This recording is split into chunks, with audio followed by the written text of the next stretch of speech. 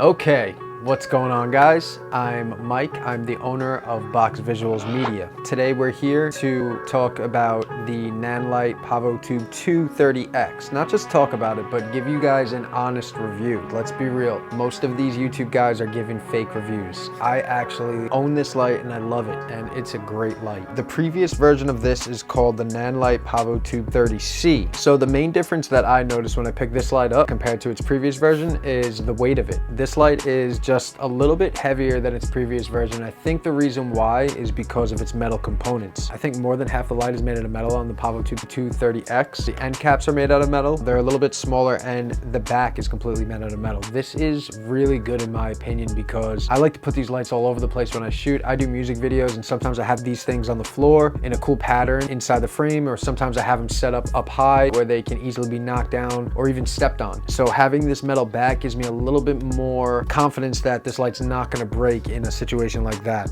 Again, I'm not telling you to go out there, put this light on the ground and start stomping it out, but if you do happen to step on it, probably aren't going to break it the first time. That's good for my style of shooting. Let's go back to the end caps. So these end caps, they don't just look different, they also function a little bit different. They have 1/4-inch screws on both ends of them, either side of them as well. So you can not only mount this to things, but you can mount things to it. The older version of this light had longer end caps, actually gave you maybe about 2.5 inches less light due to the end caps being a little bit longer. The on switch on the PavoTube 30C was a lot bigger, and it was also on the opposite end of the main user interface. I think that probably had to do with electronics or, you know, just room to fit it on this side. They also had these guardrails here that were to protect the fine-tune adjustment knobs. They actually did away with the fine-tune adjustment knobs for the PavoTube II 30X, which in my opinion was the right move because I found myself accidentally nudging those fine-tune adjustment knobs and it would either completely change the color or change the dimness of the light, and you'd have to go back and try to match it up to the previous shot. Sometimes that could actually be pretty annoying. Doing away with knobs, turning them into buttons and putting them on the main user interface was probably the best move they could have done. Now the on and off switch is a smaller switch and it's right here next to all the other buttons. Again, which in my opinion is just a better move. It's a multi-use light. You can use it in all different scenarios. I use it for music videos, advertisements, for interviews, hold it out at weddings, formal events, concerts, pretty much everything, you name it. It's coming in at about $579, where the Series C you can get for about $263 right now. This light is a little bit more expensive than the previous version, but I can tell you the difference in value is nothing compared to the difference in capabilities. This just is simply a better light. Let's talk about some of the features in this thing. So it has built-in Bluetooth. This gives you the ability to actually connect it to the brand new app called Nanlite. It gives you full access and control of the light through your mobile device or tablet. One of the most common modes is Cct Mode. This actually has a color temperature range of 2700K and it goes all the way up to 12,000K. This actually beats out the previous C, about 5,500K on the cool end. Next common mode is the Hsi mode. This actually gives you the ability to produce color. This mode you have 360 different colors to pick from. Just like all the other modes, you have that 0 to 100% dimming feature. I find myself using this mode a lot in music videos and a lot of stylized brand work. The next mode, which you probably are already familiar with if you already own a PavoTube, is the effect mode. This allows you to access built-in effects that the light comes with. Some of them include the cop car effect, the broken bowl, candlelight, explosion. With a little bit of creativity, you can get away with some really high-end results by using the practical effects that are built right into this light.